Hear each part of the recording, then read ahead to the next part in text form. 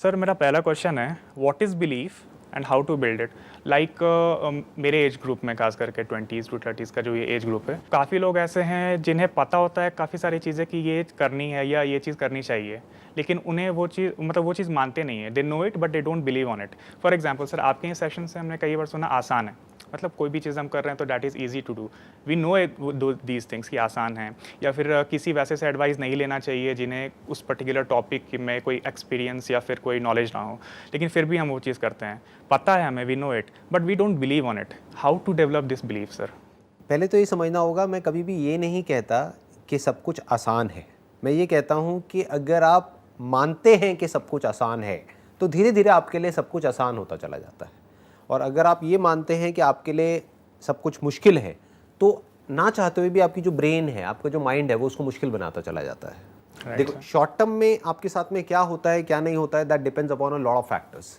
But long term में जो आपके साथ में होता है दैट डिपेंड्स अपॉन कि आप डीप विद इन क्या मानते हो या क्या चाहते हो कि मेरी लाइफ कैसी होनी चाहिए। तो ऑटोमेटिकली जो आप चाहते हो उसी के अकॉर्डिंग आपके एक्शंस होते हैं। अगर ये मानते हो और ये चाहते हो कि मेरी जिंदगी बहुत ही आसान होनी चाहिए तो ऑटोमेटिकली आपका जो माइंड है वो इस तरह के पैटर्न्स बनाएगा आपके लिए, इस तरह के पाथ ढूंढेगा, इस तरह की जॉब ढूंढेगा, इस तरह के बिजनेसेस ढूंढेगा, इस तरह का काम ढूंढेगा, इस तरह की रिलेशनशिप में आप जाओगे, इस तरह से अपनी हेल्थ को मेंटेन करोगे कि सब कुछ आपके लिए आसान ही होता चला जाएगा।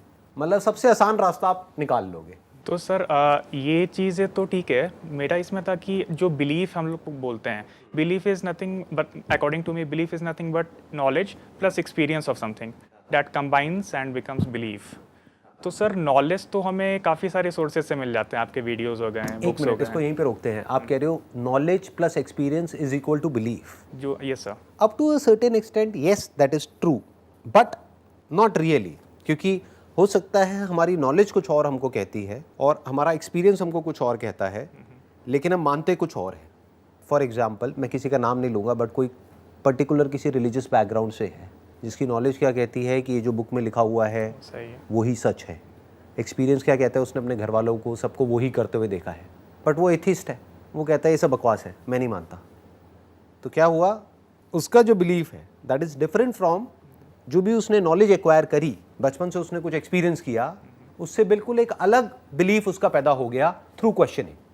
तो सर अभी आपने जैसे बोला कि questioning is above knowledge and experience, question उससे ऊपर है। Questioning is intelligence. मैं ये नहीं कहूँगा questioning is intelligence, questioning is the beginning of intelligence. Sir जब हम उस फेज़ में जाते हैं, जब हम क्वेश्चंस करने लगते हैं हर चीज़ के बारे में, हमारे आसपास जो भी है, तो एक लेयर बाय लेयर हम नीचे चले जाते हैं उस पर्टिकुलर मैटर में, उस पर्टिकुलर थॉट्स में या जो भी है।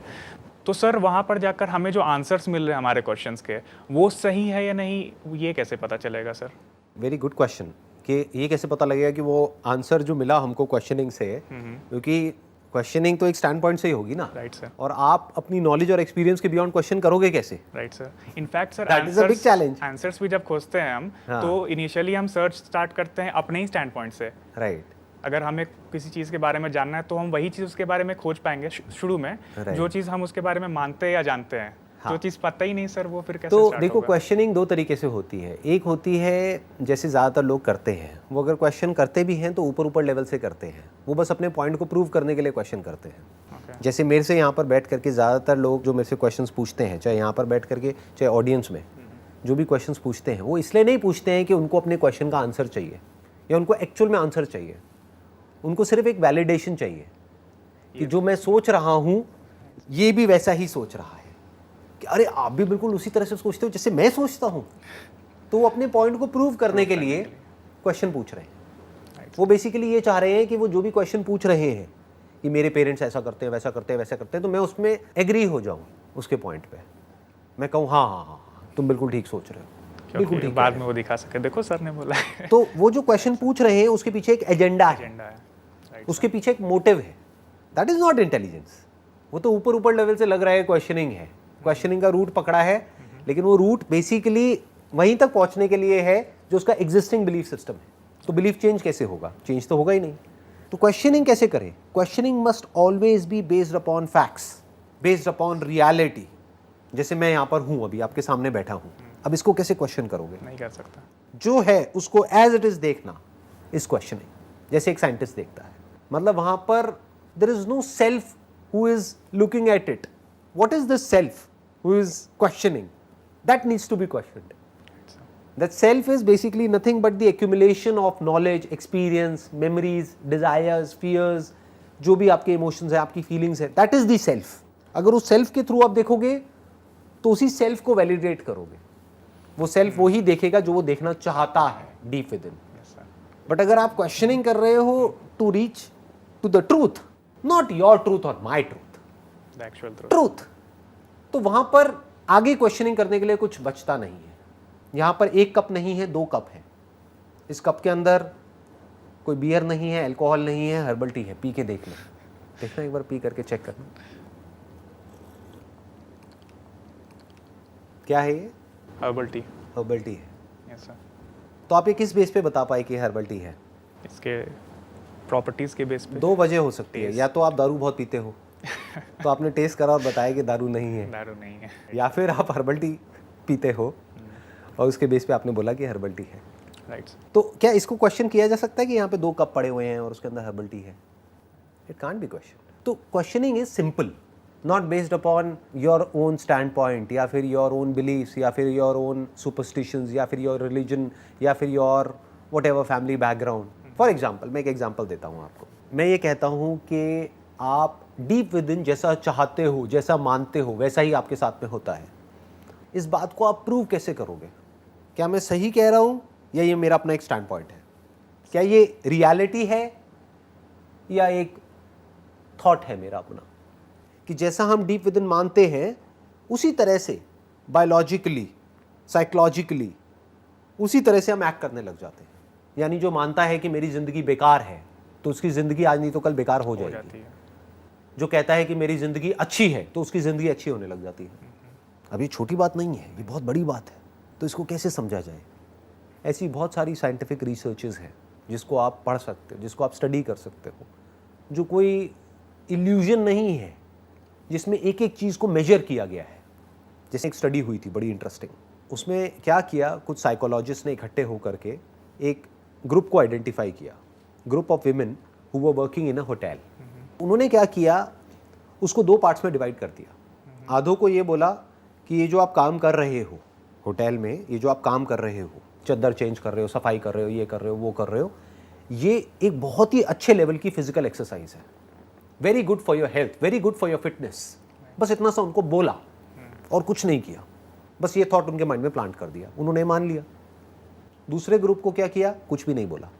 उसके बाद 1 महीने बाद उनको मॉनिटर किया तो क्या निकल करके आया, वही बात जो अभी मैं बोल रहा था कि जैसा हम मानते हैं वैसा होने लग जाता है।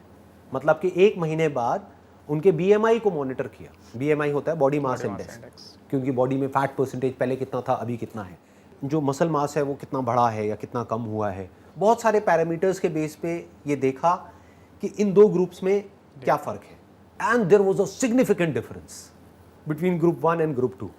यानी कि जिन्होंने मान लिया कि ये जो मैं कर रही हूँ वो एक एक्सरसाइज है, उनकी बॉडी ने वैसे ही रिस्पॉन्ड करना शुरू कर दिया, उनकी फैट परसेंटेज कम हो गई, उनका मसल मास बढ़ गया। और दूसरे ग्रुप में ऐसा कुछ भी नहीं हुआ। किया क्या दोनों ने 1 महीने तक? सेम वही काम किया। तो बायोलॉजी को ओवर रूल कर दिया किसने? एक थॉट ने, एक बिलीफ ने। इतनी पावर होती है एक बिलीफ में। अब सवाल उठता है ये बिलीफ बनता कैसे है? अरे कुछ भी है, आपकी श्रद्धा है, जो मानना है मान लो, ये भी रियलिटी है। तो जब कुछ मानना ही है तो ढंग का ही मानते हैं ना, जो प्रूवन हो साइंटिफिक। नहीं, इसको ध्यान से समझना। साइंटिफिकली कुछ भी प्रूवन नहीं है। साइंटिफिकली ये प्रूवन नहीं है कि जिंदगी आसान है, जिंदगी मुश्किल है। साइंटिफिकली ये प्रूवन है, दोनों में फर्क को ध्यान से समझना। साइंटिफिकली ये प्रूवन है कि जैसा आप मानते हो वैसा आपके साथ में होता है। और ऐसा मैंने भी एक एक्सपेरिमेंट की बात करी है, ऐसी एक रिसर्च की बात करी, ऐसी और भी बहुत सारे एक्सपेरिमेंट्स हैं जो साइकोलॉजी की फील्ड में आप अगर स्टडी करोगे तो आपको देखने को मिलेंगे। एक नन्स का एक्सपेरिमेंट है बड़ा इंटरेस्टिंग, जिनको स्टडी किया गया 80 साल तक हैप्पीनेस इंडेक्स के बेस पर। तो वहाँ पर भी कुछ बहुत इंटरेस्टिंग निकल करके आया। एनी हाउ, ये क्लियर हुआ हमको साइंटिफिकली क्या प्रूवन है। साइंटिफिकली इट इज़ प्रूवन कि जैसा हम सोचते हैं, जैसा हम मानते हैं, इसको कोई भी डिनाई नहीं कर सकता। ना कोई साइकेट्रिस्ट, ना कोई साइकोलॉजिस्ट, ना कोई डॉक्टर, कोई भी इस बात को डिनाई नहीं कर सकता जो मैं कह रहा हूँ कि जो हमारे थॉट्स हैं जिस तरीके से हम सोच रहे होते हैं, जैसा हमारा इंटरप्रिटेशन होता है एक पर्टिकुलर सिचुएशन का, जिस तरह से हम इंटरप्रेट करते हैं लाइफ को, लाइफ हमारे लिए वैसे ही होती चली जाती है। तो आपके ऊपर है आप लाइफ पे क्या लेबल लगाते हो। साइंटिफिकली ये प्रूवन नहीं है कि लाइफ आसान है मुश्किल है। आपने ठप्पा लगा दिया मेरी जिंदगी तो आसान है, चलो आज मुश्किल है लेकिन फ्यूचर में मेरी जिंदगी आसान होने वाली है, मैं जो काम करूंगा बिल्कुल ऐसा करूंगा जो शुरू में हो सकता है मेरे को कुछ मुश्किलें आए लेकिन आगे जाकर के वो सब आसान हो जाएगा। अब ये है बिलीफ, ये कोई रियलिटी नहीं है, क्योंकि रियलिटी में बिलीफ के लिए कोई जगह नहीं है। देखना, ध्यान से समझना। डू यू बिलीव कि यहाँ पे 2 कप्स हैं, या फिर you know it for sure कि यहाँ पे 2 कप्स हैं? I know it for sure. तो यहाँ पे किसी बिलीफ की जरूरत है नहीं। तो बिलीफ की जरूरत कहाँ पड़ती है? जहाँ पे 2 चॉइसेस हो या मल्टीपल चॉइसेस हो, वहाँ पे बिलीफ की जरूरत पड़ती है। दिस इज चॉइसलेस, यहाँ पे कोई चॉइस नहीं है ना। नहीं। मैं कह रहा हूँ यहाँ पे कप है, कोई चॉइस है? There is no choice there, you can't deny it, you don't believe it, it's there. पैसा कमाने के 2 रास्ते हैं, एक ये भी है जिसको हार्ड वर्क बोलते हैं, एक स्मार्ट वर्क भी है। तो 2 चॉइसेस आ गई ना। Right sir. तो आपके ऊपर है आप किस रूट को पकड़ते हो। Do you believe deep within that earning money is hard, so it's going to be hard for you? Do you believe earning money is easy और it's simple, can be fun, can be fun, I can enjoy not just the money that I'll get but also the process of making money, of spending money, of multiplying money. Money is basically like a game. क्या मानते हो इन दोनों में से? जो मानोगे वैसा ही आपके साथ होने लग जाएगा। और दोनों तरह के लोग आपको दुनिया में देखने को मिलेंगे, क्योंकि पैसा कमाना कुछ लोगों के लिए बहुत मुश्किल है, कुछ के लिए बहुत ही आसान है, और दोनों ही सच है। दोनों ही अपने अपने स्टैंड पॉइंट से सच है। तो स्टैंड पॉइंट आ गया ना। अब आपको चूज करना पड़ेगा कि मेरे को दोनों में से क्या चूज करना है। यहाँ पे बिलीफ की जरूरत है, क्योंकि दोनों ही रियलिटी है, या ये कह लो रियलिटी के 2 एस्पेक्ट्स हैं। तो कोशिश करो ये जो बिलीफ है ये आपके लिए कोई और क्रिएट ना करे, क्योंकि वहाँ फंस जाओगे। क्योंकि अगर आपके पेरेंट्स ने या आपकी फैमिली जो भी आपका बैकग्राउंड है उसने, या फिर आपके फ्रेंड सर्कल ने, उन सब ने मिल करके ये बिलीफ आपके लिए क्रिएट कर दिया, तो वो क्या क्रिएट करेंगे? वो आपको क्या कहेंगे कि दुनिया कैसी है, जैसी उनके लिए है। मान लो उनके लिए बहुत मुश्किल है, तो आपके लिए कैसी हो जाएगी? मुश्किल हो जाएगी। Belief is based upon questioning. तो क्वेश्चनिंग से हम कहाँ तक पहुंचे कि जिंदगी ना तो मुश्किल है ना आसान है, दोनों ही है, लेकिन क्या मेरे मानना ऊपर है? क्या चूज। दोनों तरह के लोग हैं दुनिया में देखने को मिलेंगे, चुन लो क्या चुनना है। चुन लो जो चुनना है, आपके ऊपर है। Right sir. जैसा मानोगे वैसे ही आपके साथ में होगा। सेकंड क्वेश्चन है सर, एक और काफ़ी पॉपुलर चीज़ है, आपके भी सेशंस में हमने कई बार देखा, ऐसे भी हम देखते हैं, पैशन। लोग बोलते हैं अपना पैशन खोजो, उसके हिसाब से काम करो, ताकि लाइफ मतलब तुम्हें पसंद आए वो काम जो तुम कर रहे हो, और तुम्हारे लिए काम बर्डन ना हो। लेकिन सर अगर पैशन के हम डेफिनेशन में जाएं, अगर हम क्वेश्चनिंग स्टार्ट करते हैं कि what is passion, passion word क्या है, और अगर खोजते हैं तो पता चलता है किसी काम को करने के लिए जब हम बहुत ज़्यादा एक्साइटेड या बहुत ज़्यादा एनर्जेटिक होते हैं, उस स्टेट को पैशन कहा जाता है उस काम के लिए। तो सर ये परमानेंट तो नहीं है, क्योंकि कुछ लोगों के साथ ऐसा भी होता है, आज मेरा पैशन ये है, आज कुछ टाइम के बाद जब इसमें मैंने कर लिया सारी चीज़ें या नहीं कर पाया, what ever the situation, passion change हो जाता है सर। तो पैशन फाइंडिंग का फिर मतलब क्या एग्जिस्टेंस क्या रह जाता है सर? पैशन टाइम के साथ साथ चेंज होता है। जैसे बचपन में आपका पैशन कुछ और था, यस सर, अभी कुछ और है, कुछ और है, जब और कुछ टाइम बाद कुछ और हो जाएगा। सकता है। तो नंबर 1 पैशन चेंज होता रहता है। Yes sir. हमने अपने पैशन के बेस पे अपना प्रोफेशन चूज किया, now we are no more passionate about it, but क्योंकि अब वो हमारा प्रोफेशन बन चुका है तो पैसा तो आ ही रहा है ना वहाँ से, तो वी आर पैशनेट अबाउट कि जो हमको उस काम को करने से मिल रहा है।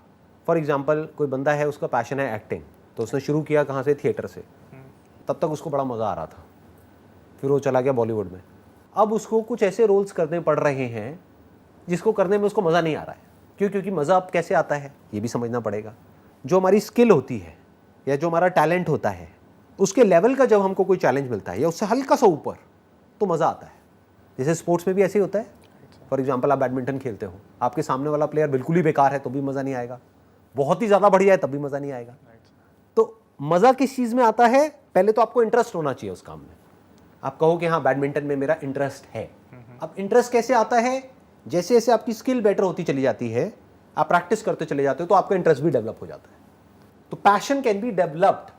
ऐसा नहीं है कि पैशन अंदर होता है कि फॉर एग्जाम्पल कोई बैडमिंटन प्लेयर है तो ये नहीं कि जब वो माँ के पेट से निकला था तो बैडमिंटन का रैकेट लेकर के निकला था या निकली थी, राइट सर। ऐसा नहीं होता है। क्या हुआ, बचपन में ही उनके पेरेंट्स ने उनको कोई एकेडमी ज्वाइन करवा दी, वहाँ से उसकी स्किल इंप्रूव होने लग गई, फिर खेलने में मज़ा आने लग गया, उसको कुछ रिवॉर्ड मिला, वहाँ से कोई एक्नॉलेजमेंट मिला, जितना एक्नॉलेजमेंट मिला, मान लो कोई मेडल मिला, वो मिला तो और एनर्जी आई उस काम को करने की, और मज़ा आया, फिर उसको और इम्प्रूव किया, फिर नेक्स्ट लेवल पे ले गए, नेक्स्ट लेवल पे, नेक्स्ट लेवल पे। तो passion is linked to your skill Which can be and developed. Skill can be acquired, skill can be developed with practice. Right, sir. Passion ऐसा नहीं है कि आप डिस्कवर कर लोगे अंदर से, ये बेवकूफ़ों वाला सवाल है, राइट? जो ज़्यादातर लोग मेरे से पूछते हैं, इट्स फनी एक्चुअली, क्या जवाब दूँ? ऐसा थोड़ी है कि आप मतलब रात को सोए, सुबह उठे, अपने आप पूछते हो मेरा क्या पैशन है, मेरा क्या पैशन है, और एकदम सुबह उठे और आपने देखा कि अरे मेरे अंदर से ये पैशन निकल के आया। जैसे ही वो करने गए पता लगा कि आप बिल्कुल ही बेकार हो वो काम को करने में। फॉर एग्जाम्पल, आपने डिस्कवर कर लिया माई पैशन इज सिंगिंग, जब गाया तो बिल्कुल बेसुरा है। तो डिस्कवरी नहीं तो होगा सुर में गाने के लिए पहले रियाज करना पड़ेगा रियाज ना, करना पड़ता है। With practice over a period of time. जैसे जैसे आप प्रैक्टिस करते रहते हो, अपनी स्किल को और बेटर करते चले जाते हो, करते चले जाते हो, तो आपको उसमें मज़ा आने लग जाता है, बशर्ते कि आपको उस लेवल का चैलेंज मिले। और उसी मज़े तो को वो जो मैं आपको बॉलीवुड वाला एग्जांपल दे रहा था, अब उससे आप रिलेट करोगे। फॉर एग्जांपल, उसकी स्किल है एक लेवल की, उसकी एक्टिंग की स्किल, उसको एक्सपीरियंस है 10-15 साल का, लेकिन उसको रोल मिल रहे हैं बिल्कुल ही ऐसे जिसमें कुछ है ही नहीं, उसको मज़ा ही नहीं आ रहा वो करने में, बट पैसा तो मिल रहा है, पैसे में तो मज़ा आ रहा है। अब वो क्या करेगा? क्योंकि जहाँ उसने कोई भी कॉम्प्रोमाइज़ किया तो एक सैचुरेशन पॉइंट आने लग जाएगा, वो थकने लग जाएगा, Yes, sir. लाइफ बोरिंग हो जाएगी, मतलब लाइफ स्टैग्नेंट हो जाएगी, तो वो अंदर ही अंदर मरने लग जाएगा, उसके अंदर का आर्टिस्ट मरने लग जाएगा। हो सकता है वो जो पैसा उसको मिल रहा है उसकी वजह से वो अपने लाइफस्टाइल को इस तरीके से चेंज कर दे कि अब वो पूरी तरह से फंस जाए, कि वो ज़िंदगी भर ऐसे ही रोल करता रहे जो करने में उसका कोई इंटरेस्ट नहीं है। चीज़ों के पीछे फिर ध्यान चला जाए, ख़त्म। अब वो चीज़ें जो उसके लिए थी वो उन चीज़ों का ही गुलाम है। गुलाम है। गाड़ी किसके लिए है? हमारे लिए है ना। Right sir. बहुत सारे लोग गाड़ी के गुलाम हैं। सोचो कितने बेवकूफ़ हैं, नहीं कि मेरी बड़ी गाड़ी है, अगर मैंने जॉब छोड़ दी तो मेरी बड़ी गाड़ी चली जाएगी, तो क्या हो जाएगा? छोड़ दे। अगर तेरे को नहीं पसंद तो छोटी गाड़ी ले ले। नहीं नहीं नहीं, स्टेटस है ना। ज़्यादातर लोग गुलाम बन जाते हैं नेम के, फेम के, मनी के, पावर के।